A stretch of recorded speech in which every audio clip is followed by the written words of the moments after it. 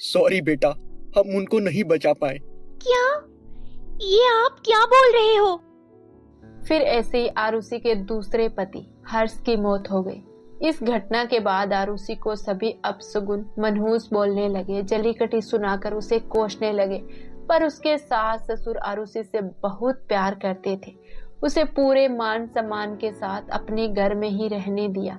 आरुषि को भी अपनी दोनों बेटियों को लेकर अपने मायके चले जाना बिल्कुल अच्छा नहीं लगा और वो भी अपने ससुराल में ही रहकर अपना YouTube चैनल अच्छे तरीके से चलाने लगी। फिर एक दिन, माँ जी, आप ऐसे हमेशा उदास और टाइम पे खाना नहीं खाओगी तो आपकी तबीयत और ज्यादा खराब हो जाएगी और आपको इसे देखकर पापा जी पर क्या बीतेगी। दादी माँ, आज मुझे आपके साथ खेलना है।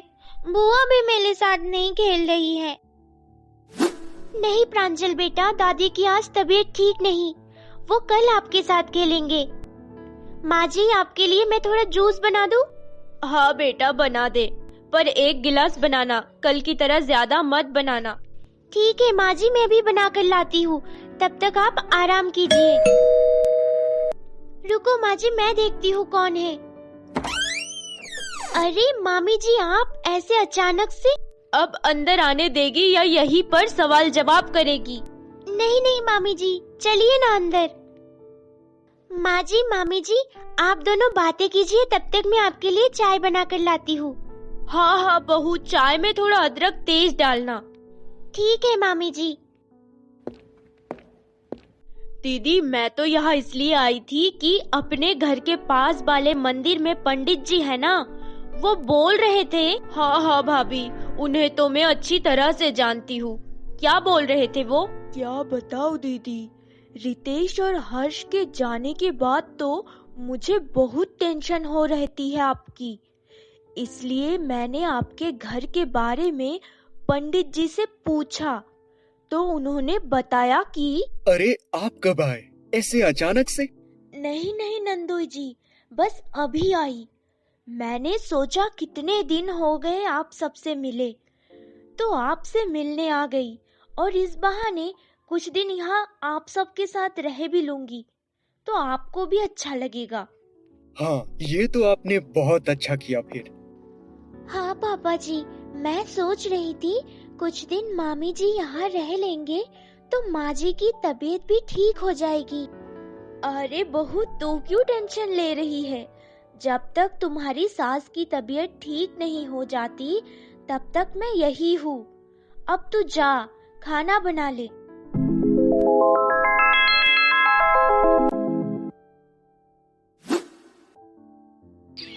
नहीं नहीं भाभी, आरुषि एक बहुत नेक दिल की लड़की है।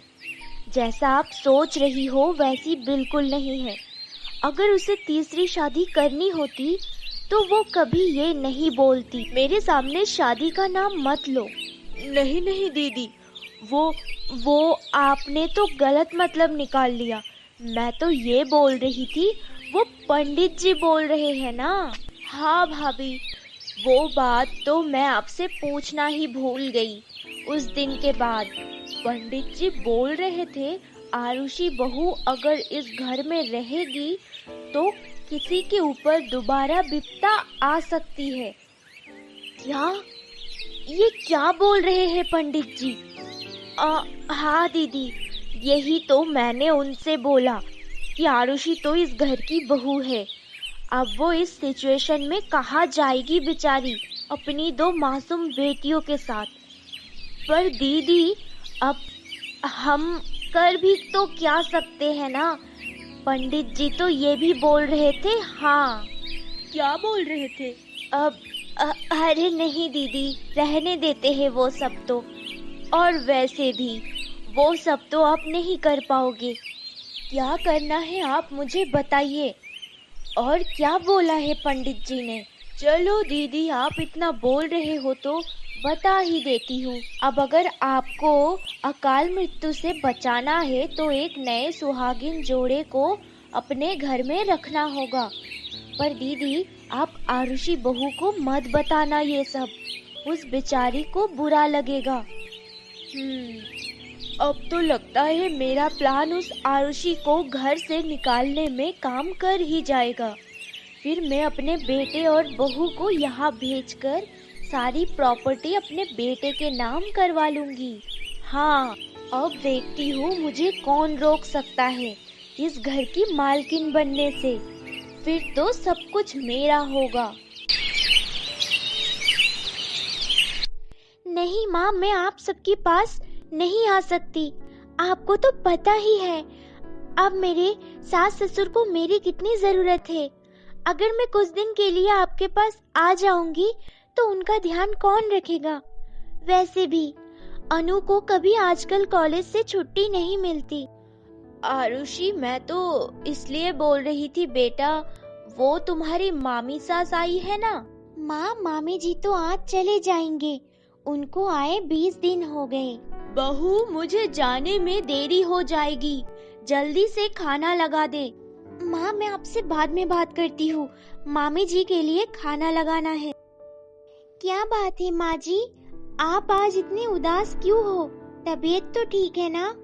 अरे तेरी सासू माँ बिल्कुल ठीक है, बस थोड़ा टेंशन में है और कुछ नहीं।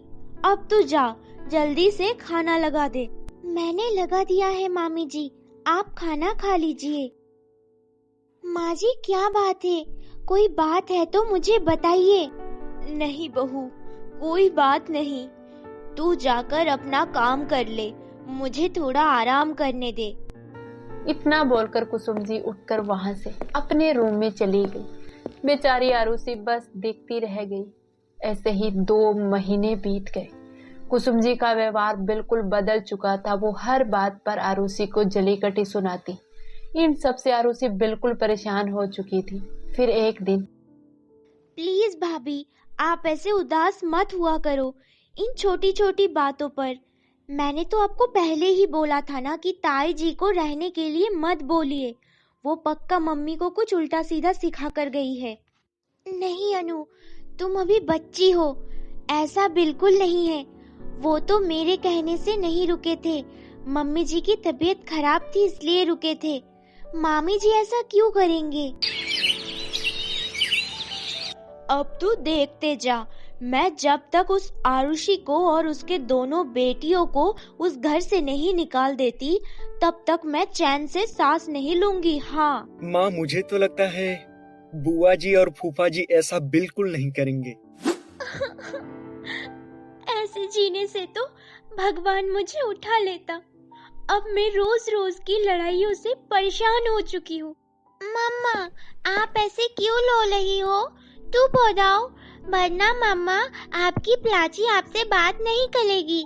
अब सॉरी बेटा, अब तुम्हारी मम्मा कभी नहीं रोएगी। अब खुश? पक्का? प्रॉमिस करो पहले मम्मा। हाँ प्रॉमिस बेटा। अब खुश? अब तुम अपना होमवर्क पूरा कर लो। ओके मम्मा। क्या बात है भाभी, आप ऐसे उदास क्यों हैं? आज फिर से कुछ हुआ है क्या? नहीं अनु, कुछ नहीं। तुम जाओ, जाकर फ्रेश हो जाओ, फिर खाना खा लो। भाभी, आपने खाना खा लिया क्या? मम्मा, मुझे नींद आ रही है, मुझे सोना है। ओके, अभी सुलाती हूँ। नहीं अनु, मुझे भूख नहीं है, तुम खा लो। ऐसे कैसे मैं अकेली खा सकती हूँ? मैं अभी अपने दोनों के लिए खाना लेकर आती हूँ। तब तक आप प्राची को सुला लो। एक काम करती हूँ, 2 प्लेट में खाना निकाल लेती हूँ, पर मैं और भाभी साथ में खा लेंगे। 2 प्लेट में किसको खाना डाल रही हो? मेरा और भाभी का। भाभी ने आज खाना भी नहीं खाया अभी तक। देखो 3 बज गए हैं। कोई जरूरत नहीं है उसका खाना लेकर जाने की। उसे जब भूख लगेगी तो वो अपने आप खा लेगी। पर मम्मी, भाभी की तबीयत फिर से खराब हो गई तो? अगर वो टाइम से नहीं खाना खाएगी तो? कौन सा वो अभी मर रही है, होने दे। मैंने बोल दिया ना, अब मेरे आगे जिद मत कर। तुझे भूख है तो तू खा ले। मैं तो हमेशा माँ की तबीयत बिगड़ी है तो दिन में 10 बार उनके रूम में पूछने जाती हूँ कि माँ आप खाना खा लीजिए, मैं आपके लिए जूस बना देती हूँ। पर आज तो मेरी थोड़ी सी गलती भी नहीं थी। खामखा मेरे ऊपर गुस्सा करती रहती है। अनु, मैंने तुझे बोला ना, अपने रूम में जाकर खाना खा ले, फिर ऊपर चली जाना। नहीं मम्मी, मुझे आज ऊपर वाले रूम में बैठकर ही खाना खाना है। आपको क्या प्रॉब्लम है? पता नहीं इस लड़की को भी इस मनहूस के साथ रहना क्यों अच्छा लगता है।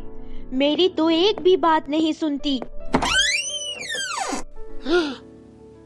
तो आपको ये पार्ट कैसा लगा हमें कमेंट सेक्शन में जरूर बताना। और हाँ, अब इससे आगे क्या होने वाला है ये जानने के लिए प्रेम कहानियां टीवी को सब्सक्राइब करके बेल आइकॉन वाला बटन जरूर प्रेस कर लेना, ताकि अगला पार्ट आते ही सबसे पहले नोटिफिकेशन आपके पास जाए।